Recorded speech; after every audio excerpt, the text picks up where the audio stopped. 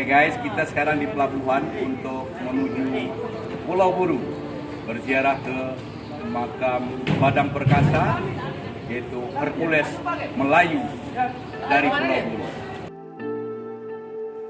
Duduk menghafal bertopang dagu, kalau disapa janganlah kaget. Naik kapal ke Pulau Buru, janganlah lupa membeli tiket. Iyalah pula, cuma Rp25.000. Baru saja meninggalkan Tanjung Balai Karimun, sampai pula di Tanjung Batu Kecil. 15 menit kemudian bersandar pula di Pelabuhan Kandis.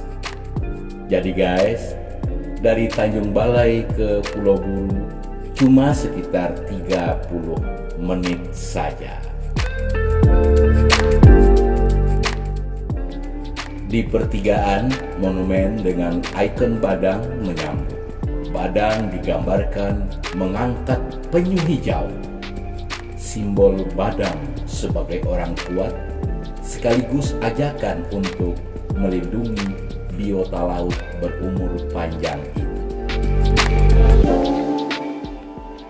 Dalam berbagai kitab dan teks Melayu lama seperti Sulalatus Salatin yang ditulis Tun Sri Lanang dan Tufat Al-Nafis karya Raja Ali Haji, serta buku-buku yang ditulis ulang dengan berbagai versi, Badang digambarkan sebagai orang kuat, manusia super yang dapat disandingkan dengan Hercules dalam mitologi Yunani atau Samson dalam tradisi bangsa Semit. Badang memperoleh kekuatannya dari jin yang sering mencuri ikan hasil tangkapan bubu yang dipasang Badang di sungai. Dengan tenaganya yang kuat luar biasa, Badang kemudian dapat mencabuti pohon-pohon besar di hutan ketika menyiapkan lahan untuk ladang. Sejak itulah Badang diangkat sebagai hulu balang atau pengawal kerajaan Melayu yang kala itu berpusat di Temasek atau Singapura semasa pemerintahan Sri Rana Wikrama. Di Pulau Buru, tepatnya di Buru Padang, ada sebuah sumur tua peninggalan Badang. Konon, dulu penduduk tak sanggup memindahkan batu yang menutupi lubang sumur.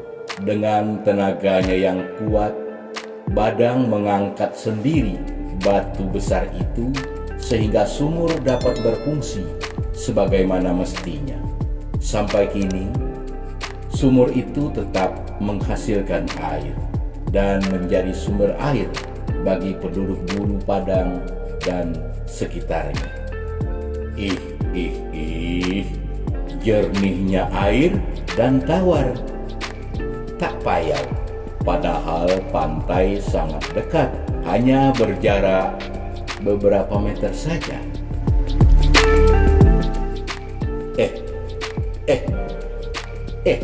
Apa pasal Irfan melarikan saya?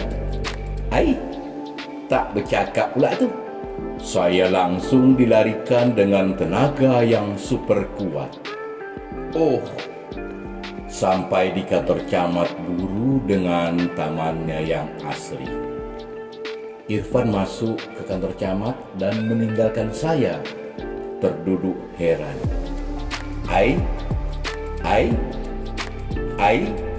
Irfan kembali membawa saya dengan tenaga super kuat.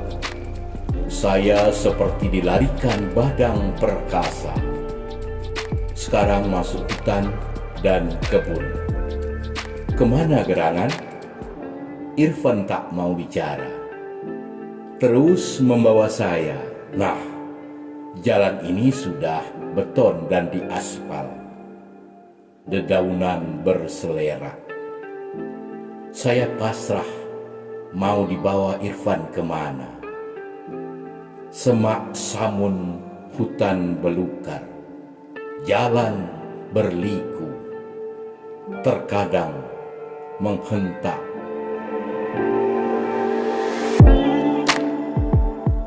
Akhirnya Irfan memarkir motor yang tadi memberinya tenaga super kuat membawa saya kencang melaju.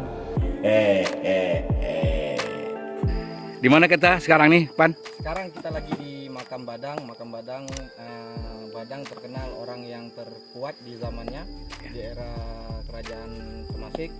Beliau juga sekarang digelar sebagai superhero-nya Melayu.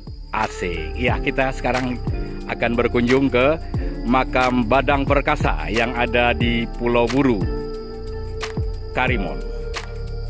Jadi guys, inilah tempat peristirahatan terakhir Sang Perkasa.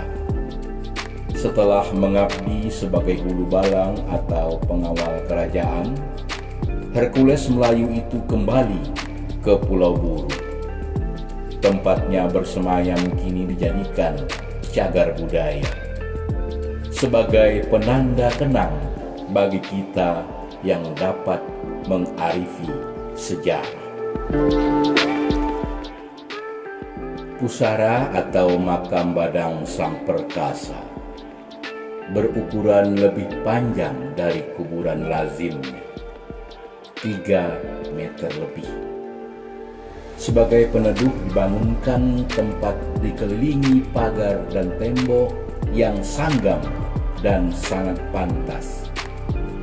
Dulu, bagian atas yang kini terbuka ini ditutupi atap, tapi kemudian dibongkar.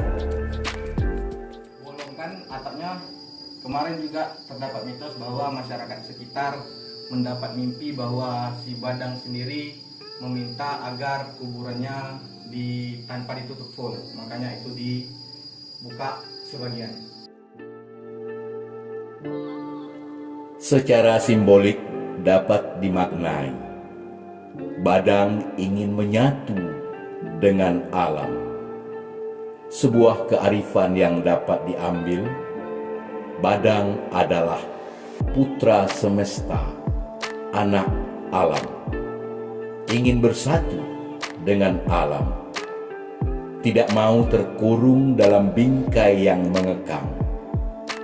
Hidup Badang memang demikian.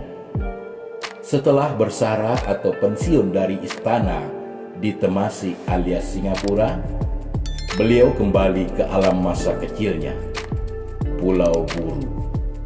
Dulu, di atas Makam Badang sempat tumbuh sebatang kayu.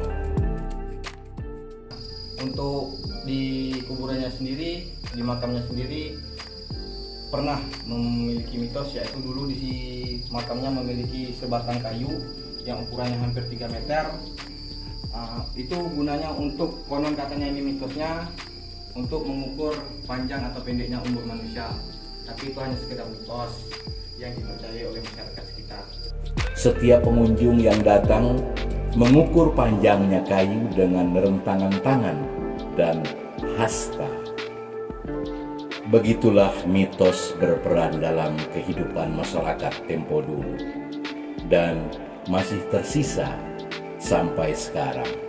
Badang sebagai tokoh idola bahkan panutan tak luput dijadikan sandaran mitos, termasuk perihal atap bagian atas peneduh makam yang kemudian dibongkar atas permintaan Badang melalui mimpi yang dialami masyarakat sekitar yang syarat pesan moral manusia menyatu dengan alam. Jangan sombong dan pongah di istana kemewahan. Di kompleks Makam Badang tegak berdiri pepohonan besar, suatu penanda Badang berada di tengah alam dan bersatu dengan alam, termasuk pohon gaharu yang mahal itu. Siapa yang tidak tahu perihal gaharu? Punya nilai jual tinggi di pasaran sebagai komoditi ekspor. Tapi pohon gaharu yang ada di sekitar Makam Badang tak ada yang berani menebang. Dimitoskan, siapa yang menebang akan menerima bala atau kualat. Demikianlah mitos telah berperan melestarikan alam, menjaga alam. Bagi kita yang berpikir positif, kearifan dari mitos sangat banyak. Salah satunya ya sebagai tuntunan moral agar manusia tidak merusak alam. Jumpa lagi